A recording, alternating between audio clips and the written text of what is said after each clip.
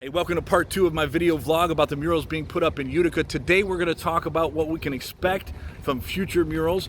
But first, we're going to talk about the first draft of this mural.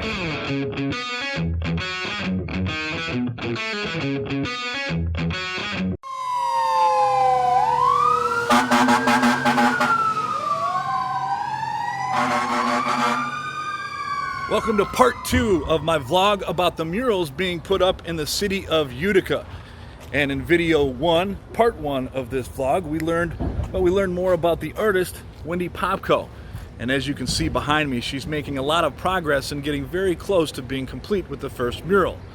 In today's video, we're going to talk about the first draft of this mural. Although this version of the mural is getting a lot of fanfare, the first version, well, the first version was much more bold. And we were still trying to figure out what building would be one to complete the mural, install the mural on.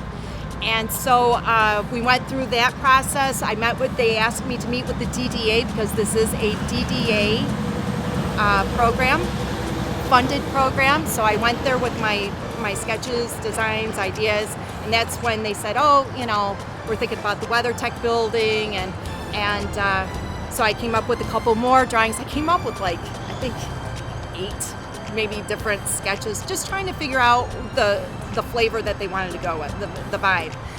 But she also, to her credit, found out that Utica used to be called Hogs Hollow.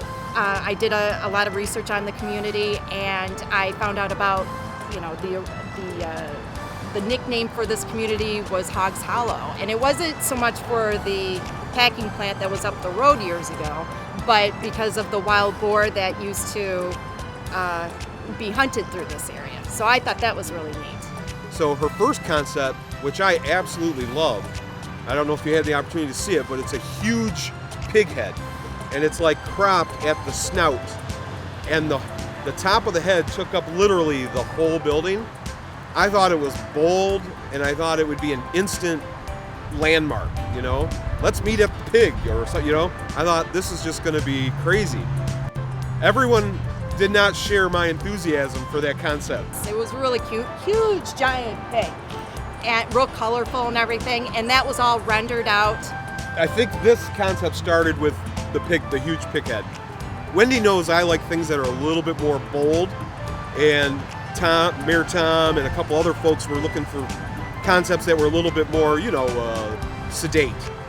So I think she kind of mixed the two and came up with this. So I have the pig weather vane because it's the WeatherTech building, and they do commercial roofing and such, and I thought, oh, I know that weather vanes don't go on commercial roofs, but I kind of like the roof, weather vanes, and I thought, oh, that would be, you know, whimsy and colorful, and I wanted something that really packed. I wanted something that represented the community. I wanted something that was colorful. She's a very talented artist. I know that her inspiration comes from bringing some Utica history into that piece, but also bringing some concepts to maybe where we're going in the future.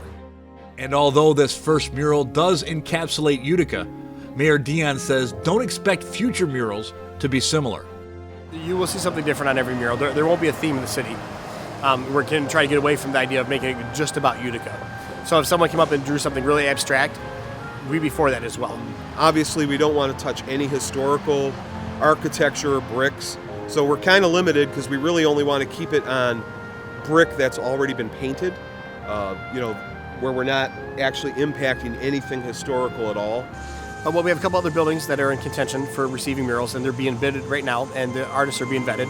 So they're providing samples of their work, and they're producing larger sketches to prepare to bring before council and for the DDA and the Historical District Commission.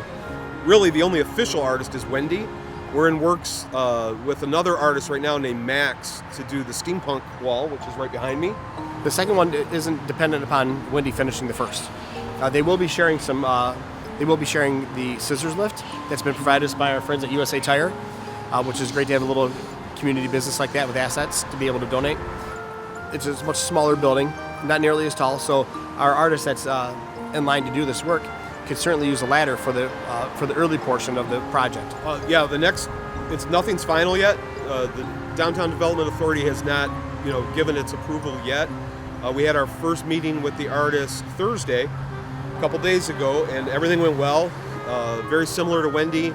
He presented a handful of sketches, and all the DDA members seemed to like one concept. We're looking at potentially five locations, maybe six. One would be on the side of the WeatherTech building across from Shamrock. Another one on the Shamrock Pub, east wall. The side of the barber shop where Deanna's shop is. The side of Steampunk Tap Room, and the side of the American Century Polish Club. We haven't made any final decisions, and obviously every new mural will have to go through DDA, Downtown Development Authority approval, just like the first one. But a couple of the buildings that we're looking at, obviously steampunk.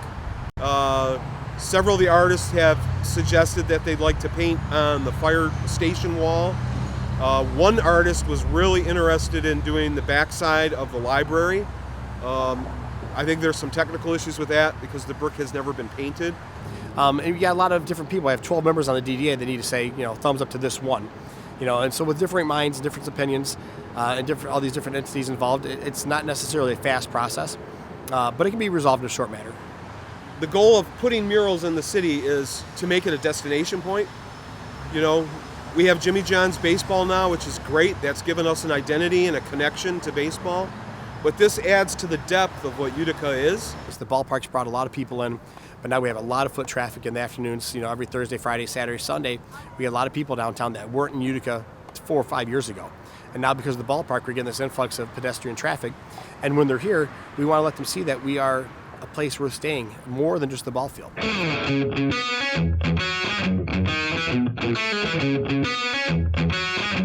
That's what I hope to bring to this community, this, pop of color.